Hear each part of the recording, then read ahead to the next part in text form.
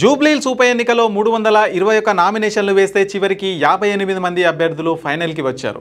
ఈ విషయాన్ని ఎన్నికల అధికారులు స్పష్టం చేశారు.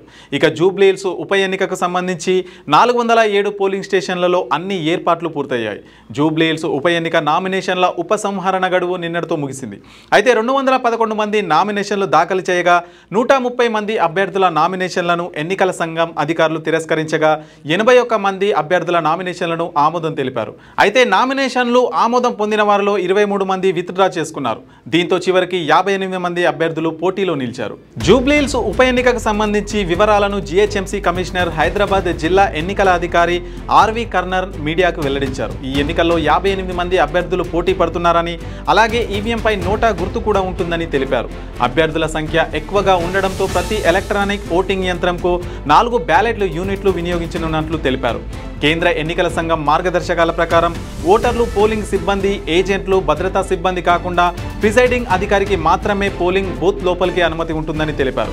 ఓటర్ సమాచార స్లిప్ అనేది గుర్తింపు కార్డు కాదని, ఓటర్లు తమ పోలింగ్ స్టేషన్ను గుర్తించేందుకు మాత్రమే అది తోడ్పడుతుందని తెలిపారు. ఓటర్లు ఓటు వేయడానికి కేంద్ర ఎన్నికల సంఘం ఆమోదించిన 12 ఫోటో గుర్తింపు కార్డుల్లో ఏదో ఒకదాన్ని పోలింగ్ కేంద్రానికి తీసుకువెళ్లాలని ఆయన స్పష్టం చేశారు. ఇక జూబ్లీహిల్స్ ఉప ఎన్నిక నిర్వహణ కోసం 600 మంది ప్రిసైడింగ్ అధికారులు, 600 మంది అసిస్టెంట్ ప్రిసైడింగ్ అధికారులు, 1200 మంది పోలింగ్ అధికారులు ఉండనున్నారు. ఓటర్లలో అవగాహన పెంచడానికి, ఓటింగ్ శాతం పెంచడానికి నియోజకవర్గం అంతటా విస్తృతమైన systematic voters education and electoral participation ప్రచారాలను నిర్వహిస్తారు. మహిళల కోసం ప్రత్యేక క్యూ లైన్లు ఏర్పాటు చేస్తున్నారు. దివ్యాంగ ఓటర్లకు రవాణా సౌకర్యాలు కల్పించనున్నారు.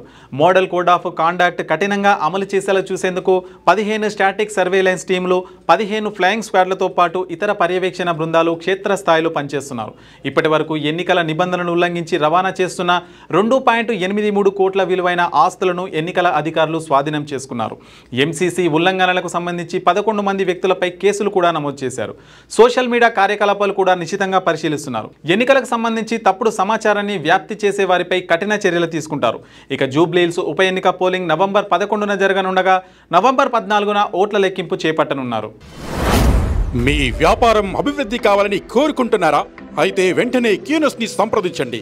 Schools, colleges, banks, shops, office promotions, land promotions, political promotions, restaurant promotions, hospital promotions, పుట్టినరోజు వేడుకలు, శుభకార్యాలు, వ్యాపారాలు ఏవైనా, సందర్భం ఏదైనా ఇప్పుడే క్యూనస్ ద్వారా తెలియజేయండి. మీ వ్యాపారాన్ని అభివృద్ధి చేసుకోండి.